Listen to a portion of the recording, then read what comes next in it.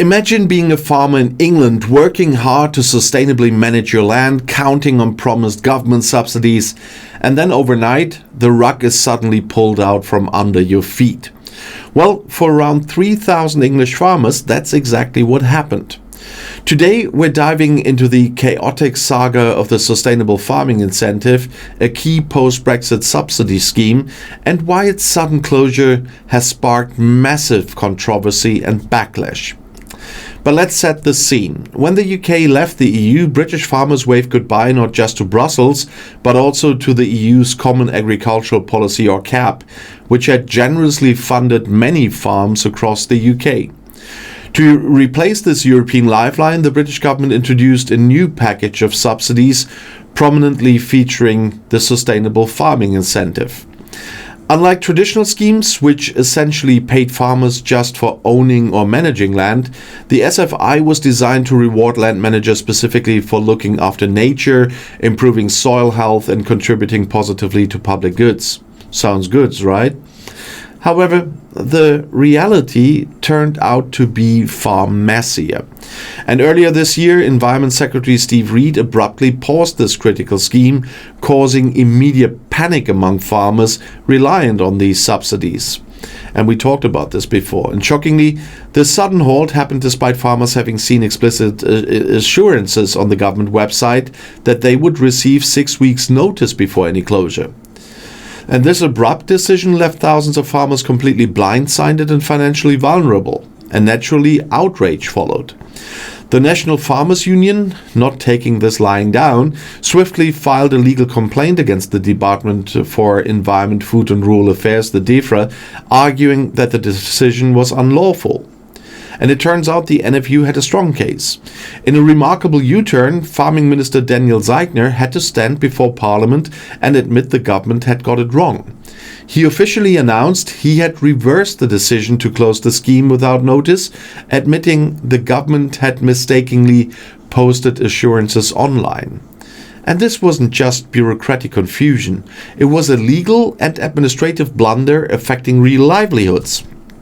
And Zeigner acknowledged about 3,000 farming applications had been impacted by this fiasco. To rectify this monumental error, DEFRA had promised the farmers another opportunity to apply for funding. A DEFRA spokesperson bluntly stated, "We are taking responsibility, apologizing and reopening the scheme to those affected." While apologies are welcome, farmers remain understandably wary and frustrated at such profound governmental mismanagement. But why exactly was the Sustainable Farming Incentive paused so suddenly in the first place? The government argues a new revised SFI scheme will launch after the June spending review. And ministers claim this new version will offer better value for money. They're even considering excluding wealthier farmers to focus resources more narrowly. However, the specifics remain unclear, leaving many in the agricultural community anxious and uncertain about their future. And this controversy couldn't come at a worse time for Britain's farming community. Since Brexit, farmers have endured a relentless series of setbacks, from disrupted trade relationships with Europe to persistent labor shortages. And now, with a Labour government in power, farmers feel even more embattled.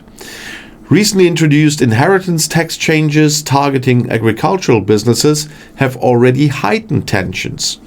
Farmers fear these new tax measures could prevent them from passing their businesses on to their children, effectively threatening generational farming.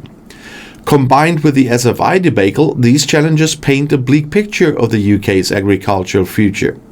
And farmers are deeply concerned about the viability of their operations, feeling squeezed from all sides by complex bureaucracy, shifting policies, and now punitive taxation. Supporters of the new subsidy approach argue the scheme's aims are commendable. After all, incentivizing sustainable practices and environmental stewardship makes perfect sense. Yet critics highlight the execution as disastrously flawed, exposing severe governmental incompetence and lack of coherent planning post-Brexit. Indeed, the sudden scheme closure has also raised serious questions about transparency and accountability in government. And farmers rightly demand clear communication, dependable promises and stable policy frameworks to plan their long-term business strategies. Instead, they've received uncertainties, sudden reversals, and financial anxiety. And furthermore, this incident underscores broader issues concerning Britain's post-Brexit policy environment. Was Britain fully prepared for the complexities of managing agriculture independently from the EU? Were contingency plans in place? Well, many observers suggest this episode proves that Brexit's agricultural transition remains troubled and poorly managed still. So what's next for the affected farmers? While the immediate crisis may have been temporarily resolved with a promise of renewed application opportunities, longer-term anxieties remain. Farmers need reassurance that future subsidy schemes will be stable, clearly communicated, and fairly administered. They need concrete assurances that similar abrupt disruptions won't happen again. And beyond immediate fixes, the British government must fundamentally rethink how it approaches agricultural policy.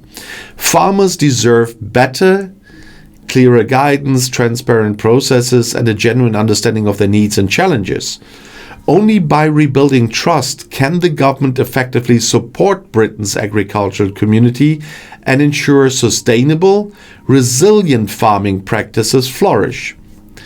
Ultimately, the sustainable farming incentive controversy highlights critical issues around governance, planning, and communication in post-Brexit Britain. It serves as a stark reminder that policies must be carefully designed, but also transparently executed and sensitively managed to avoid damaging real livelihoods. But will the government learn from this painful episode? Can trust be restored between Britain's farmers and their policymakers? Well, these questions remain unanswered, but crucially important. And here at Outside Views, we'll continue closely monitoring these developments, providing in-depth analysis and clear explanations as Britain's post-Brexit agricultural landscape evolves. And if you found this little dive informative, please like, subscribe, and hit the bell icon for more engaging and comprehensive updates. Thanks for joining me today, and see you in the next video. The next is right here in the end screen, right next to another video from my new channel Zootastic, and I hope that everyone here will support me over there as well. I'll see you there. I'll be back.